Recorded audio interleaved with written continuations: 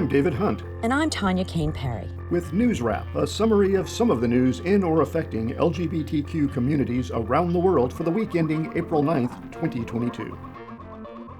Although Hungary's authoritarian Prime Minister Viktor Orban has won re-election, the queer-baiting referendum he tied to the April 3rd elections failed to gain traction. It was Orban's most serious re-election challenge. 6 opposition parties united to remove him and his Fidesz party from power. Opposition candidate Péter Márkizai had promised to repair Hungary's growing rift with the European Union caused by its suppression of LGBTQ rights and other constitutional issues. Orban argued that Márkizai would lead the country into war by cozying up to the EU. The National Elections Office reported that Fidesz won a 2/3 majority in parliament. It seems that Orban did not need to add the 4-question referendum on homophobia to win his 5th term in office. Cementing public support for his battles over legal supremacy with the European Union may be more to the point. What Orban calls Hungary's sovereign right to make its own laws, the EU calls blatant discrimination against LGBTQ people. The outrageously biased referendum questions began with the familiar, "Do you support the teaching of sexual orientation to underage children in public education institutions without parental consent?"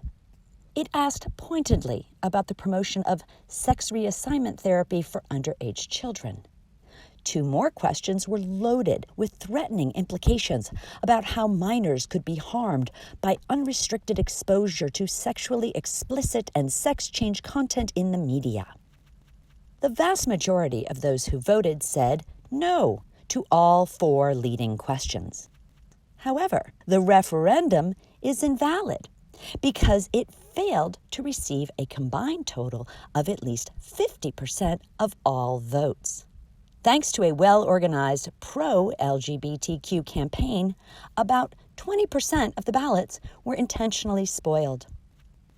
The re-elected Orban is an increasingly staunch ally of Russian President Vladimir Putin and his unprovoked war on Ukraine.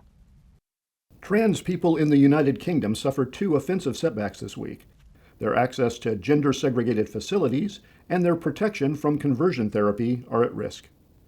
The UK's Equality and Human Rights Commission has decided that trans people can legally be prohibited from using gender-segregated facilities or from availing themselves of gender-segregated social services. According to The Guardian, the guidance advises organizations such as hospitals, retailers, hospitality, and sports clubs to put in place policies that are both legal and balance the needs of different groups. It says that service providers wishing to limit services to a single sex are legally able to do so, provided the reasons are justified and proportionate. What does justified and proportionate mean? It's not at all clear.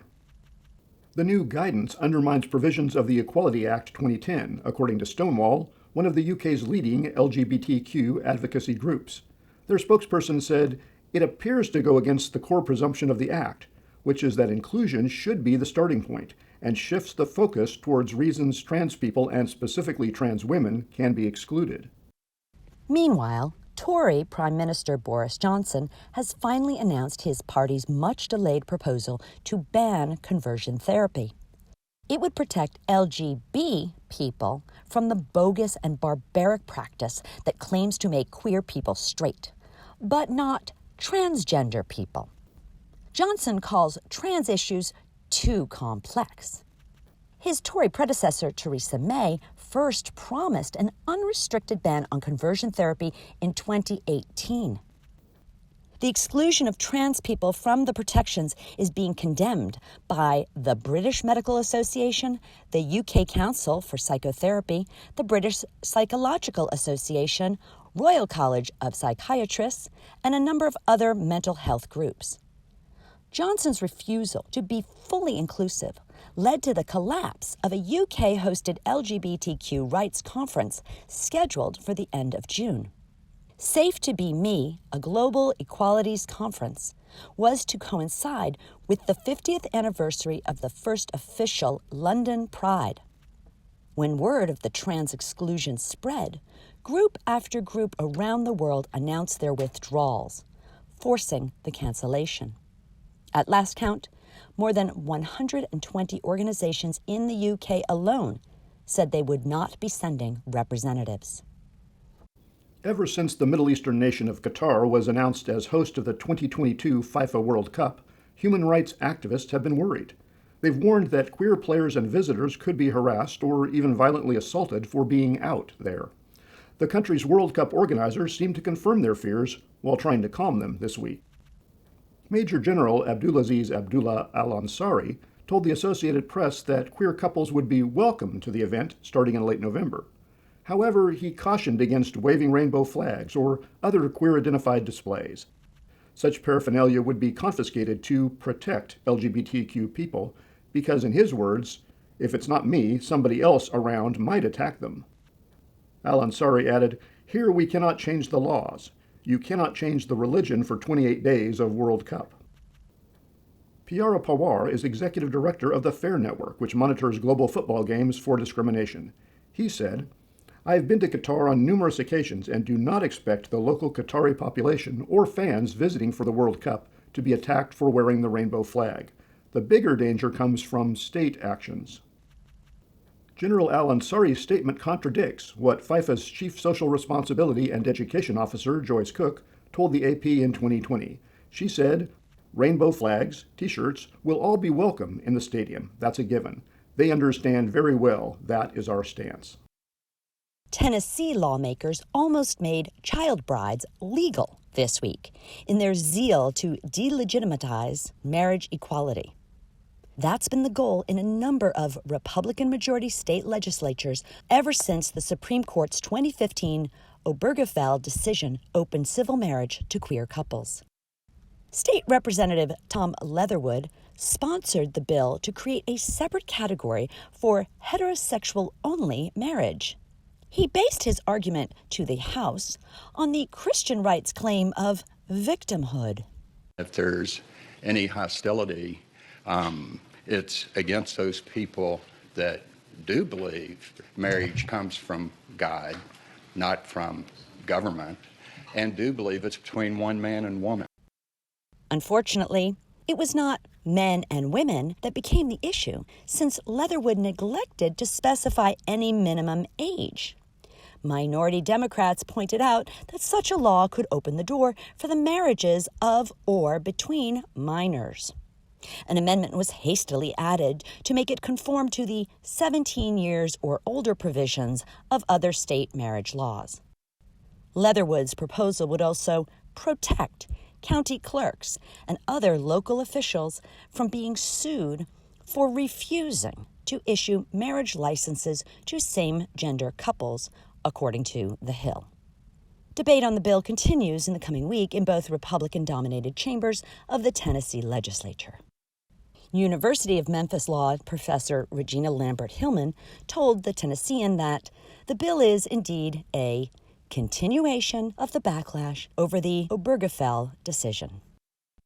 Finally, it has taken 232 years and 115 prior appointments for a Black woman to be selected to serve on the Supreme Court of the United States. But we've made it.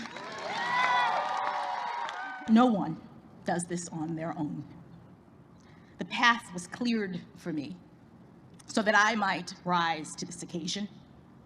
And in the poetic words of Dr. Maya Angelou, I do so now while bringing the gifts my ancestors gave. I am the dream and the hope of the slave. the United States Supreme Court has its first Black woman justice. 3 rebellious Republicans voted with all the Senate Democrats to confirm Judge Ketanji Brown Jackson by a vote of 53 to 47 on April 7th. The former clerk to Justice Stephen Breyer will step into his shoes when he retires at the end of the current session. Jackson currently sits on the U.S. Court of Appeals for the D.C. Circuit. She'll be the first Supreme Court justice to have spent some of her professional life as a public defender. For the rest of her life, she's expected to be one of the more progressive voices on the High Court, a court that, as of now, still tilts to the right with a 6-3 conservative majority. Queers cheered Jackson's historic appointment. In the words of GLAAD's Sarah Kate Ellis, her confirmation is a critical step to ensure our hard-won progress is not reversed by those using the courts to fight outdated culture wars. PFLAG Executive Director Brian K. Bond proclaimed, "Our families know all too well that when our courts reflect the makeup of the nation, the chances for all of us to benefit from equal protections improve." That's NewsWrap, global queer news with attitude for the week ending April 9th, 2022. Follow the news in your area and around the world. An informed community is a strong community. NewsWrap is written by Greg Gordon, edited by Lucia Chappelle, produced by Brian DeShazer, and brought to you by you. Thank you. Help keep us in ears around the world at thiswayout.org, where you can also read the text of this newscast and much more. And you can read the transcript and listen to NewsWrap each week by subscribing to our This Way Out radio channel on YouTube. For This Way Out, I'm David Hunt. Stay healthy. And I'm Tanya Kane Perry. Stay safe.